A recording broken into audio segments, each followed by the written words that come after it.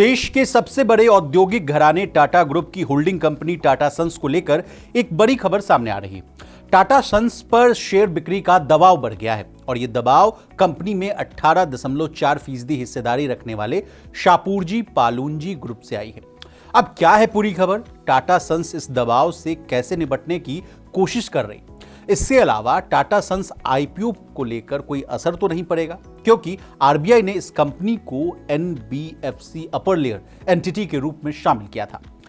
इस हिसाब से कंपनी को सितंबर 2025 तक आईपीओ लाना कंपलसरी है। इसके अलावा टाटा ट्रस्ट के पास टाटा सन्स की कितनी फीसदी हिस्सेदारी है, दिवंगत साइरस मिस्त्री को टाटा सन्स के चेयरमैन पद से हटाए जाने के बाद से ही दोनों ग्रुपों के बीच जो संबंध हैं वो कैसे रहे, बताएंगे सब कुछ आज की इस डिटेल रिपोर्ट में। नमस्कार, आप देख रहे हैं मनी 9 और मैं हूं आपके साथ विशाल शर्मा। टाटा सन्स कंपनी में 18.4% हिस्सेदारी रखने वाले शापूरजी पालुनजी टाटा ग्रुप की होल्डिंग कंपनी टाटा सन्स से अपनी हिस्सेदारी बेचना चाहते हैं। इस दबाव के बीच टाटा सन्स आईपीओ समेत कई तरह के विकल्पों यानी ऑप्शंस पर विचार कर रही है।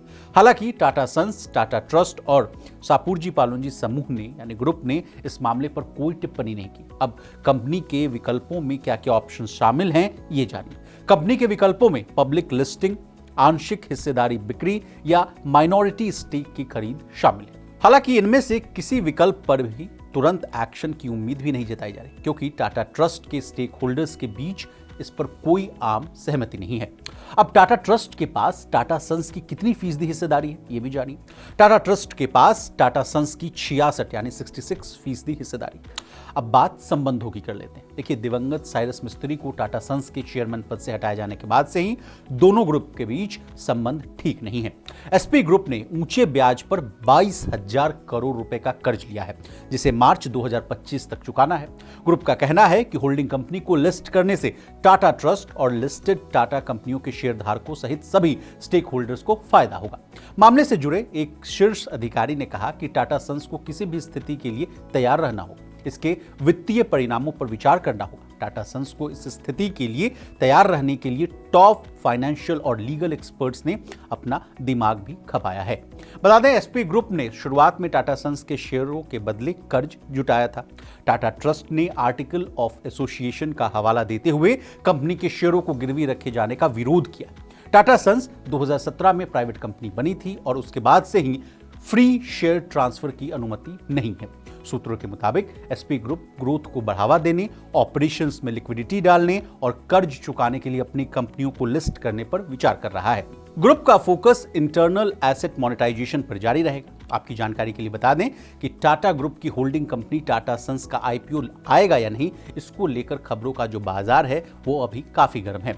ऐसा इसलिए क्योंकि banking regulator RBI Tata Sons को अभी भी एनबीएफसी अपर लेयर के तहत कोर इन्वेस्टमेंट कंपनी के तौर पर मान रहा है। रिजर्व बैंक ने कहा है कि वो टाटा सन्स को इस कैटेगरी से डी रजिस्टर करने की एप्लीकेशन पर अभी विचार कर रहा है और एनबीएफसी अपर लेयर की सूची में शामिल करने से उसके रजिस्ट्रेशन रद्द करने की अर्जी के परिणाम पर कोई प्रतिकूल प्रभाव नहीं पड़ेगा।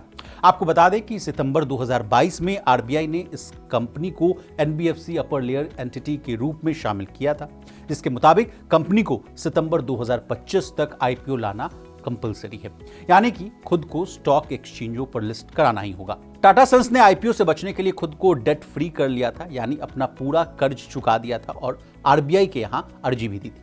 आरबीआई के इसी नियम के चलते बजाज हाउसिंग फाइनेंस पिछले साल सितंबर में शेयर बाजार में लिस्ट हो चुकी है और तो और एचडीएफसी ग्रुप की कंपनी जो है एचडीबी फाइनेंशियल सर्विसेज भी अपना आईपीओ लाने की तैयारी में जुटी हुई है।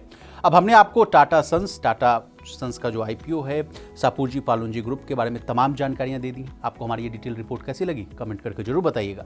इसी तरह बिजनेस जगत से जुड़ी तमाम ताजा तरीन खबरों के लिए बने रहिए हमारे साथ और देखते रहिए मनी 9। शुरू हो गया बजट काउंटडाउन। एक तरफ ग्रोथ, दूसरी तरफ महंगाई, सरकार के सामने चुनौतियां हजार। इनकम टैक्स पर उम्मीदें कर दो पूरी सरकार, बाजार की भी दिक्कतें सुलझा दो सरकार के ऐलान और शेयरों में हलचल।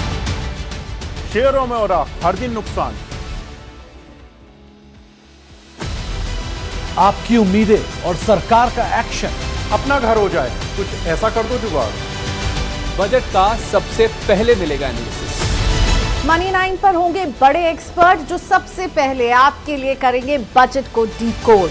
1 फरवरी सुबह 8 बजे से बजट को समझिए आसान भाषा में सिर्फ मनी 9 पर।